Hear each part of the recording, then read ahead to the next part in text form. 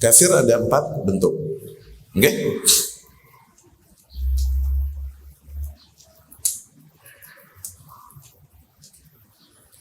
Kafir ada 4. Zat. Yang pertama, nah, ini semuanya, diharamkan darahnya, nggak boleh ditumpahkan.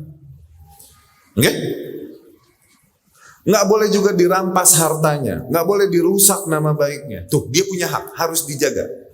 Kecuali satu tipe, kafir harbi doang. Ini juga dalam kondisi dan syarat-syarat yang detail. Tapi secara umum kafir nggak boleh diganggu, nggak boleh dirusak nama baiknya, nggak boleh ditumpahkan darahnya, nggak boleh dirampas hartanya, kecuali dengan hak. Kecuali dengan hak maksudnya kecuali emang ada aturan yang mengatur kasus yang terjadi pada dia, gitu, ya, sehingga akhirnya boleh digituin. Faham ya?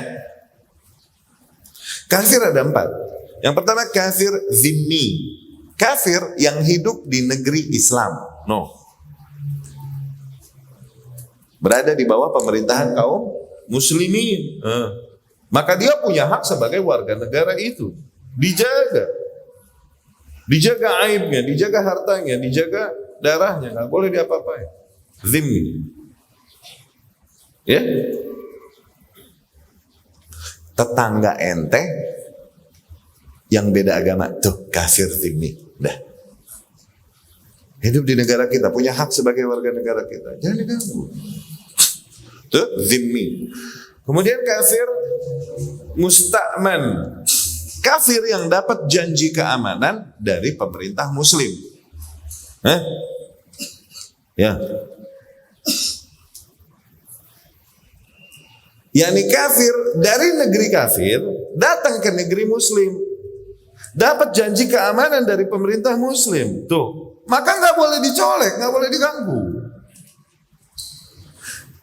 Ini yang dibilang turis, no. Janji keamanan dari pemerintah muslim zaman sekarang visa, no. Visa. Inilah mereka para turis, ya. Dingin, turis. Meni turis. Dingin. Oh tiris, saya namanya punten. Ya. Kafir yang ketiga, kafir mu'ahad, kafir yang punya perjanjian damai dengan kita. Kafir di negeri kafir dan punya perjanjian damai dengan kita. Maka jangan diapa-apain, jangan dicolek. Kita punya perjanjian damai, diperintahkan kita untuk menjaga janji kita, muslim kita. Nah, Indonesia sama Australia, tuh, Indonesia sama UK, Indonesia sama US, gitu. Belum ada peperangan, ya. Ya terjadi usaha-usaha untuk mendominasi satu sama lain, belum sampai peperangan. Maka jaga perjanjian damai ini. Ya, sebagaimana Rasul Shallallahu Alaihi Wasallam dengan para kaum musyrikin di Makkah setelah perjanjian damai Hudaybiyah, nggak diperang. Kafir yang keempat, kafir harbi, kafir yang emang memerangi kita, memerangi kaum muslimin. Nah ini baru kita perangi mereka. Perintah-perintah memerangi mereka ini diarahkan ke kafir yang ini.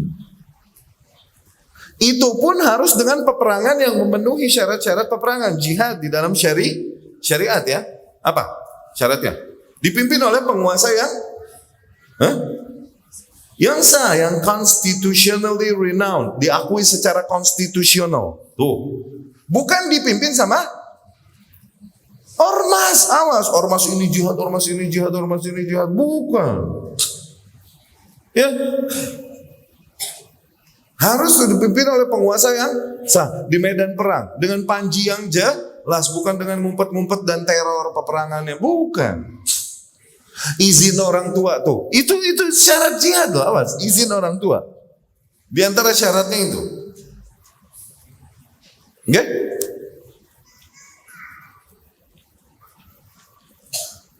Dan lain-lain. Ini semua harus terpenuhi. Nggak sembarang kita melihat ini kafir memerangi kita, terus kita ke rumahnya bawa pisau dapur. Nggak boleh. Kemudian juga dengan pertimbangan-pertimbangan penguasa. Oke, dengan jihad ini, apakah justru nanti lebih hancur atau ada peluang menang nih? Itu, gitu pertimbangannya. Kalau misalnya ternyata enggak, maka jangan dulu tahan. Sebagaimana Rasul bersama para sahabat, bersabar menghadapi kezaliman kaum musyrikin. Belum punya power. Dan kemudian di medan perang yang jelas. Enggak di luar, awas. Masalah. Kita perang sama Australia, misal ya, kita perang sama Australia, misal. Di sini perang, perang kita saling menyerang satu sama lain di bawah pemimpin satu sama lain, Zen ya. Oke, terus lagi kondisi perang, Anda jadi turis ke Malaysia, tuh. Di Malaysia Anda ketemu bule Australia. Ini kafir harbi apa enggak? Kafir harbi buat aneh di negeri aneh. Di situ dia kafir mustakman. Nggak boleh gue tojos. Fahim? Jangan kusut, awas. Oke, fikih jihad ini sebenarnya penting, harus dijelaskan detail teknisnya. Cuman karena orang udah teriak jihad yang kagak-kagak, akhirnya kalau bikin kajian tentang jihad dilarang duluan. Padahal kita pengen benerin jihad yang seharusnya gitu. Oke? Ada terjemahan kita juga Syekh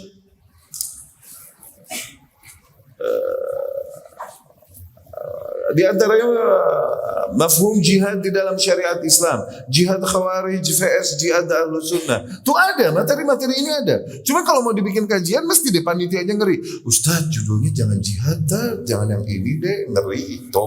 Takut duluan, padahal gue mau benahin itu, gitu.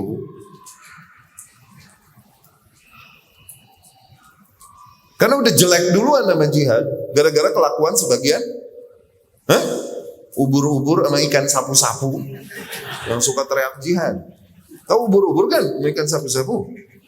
Makhluk air yang kalau digigil lagi buang, gitu. Kalau mancing di danau, ikan dapetnya sapu-sapu. Oh Allah, Indosiar. Nggak dibawa pulang bro, dibuang kayak gitu.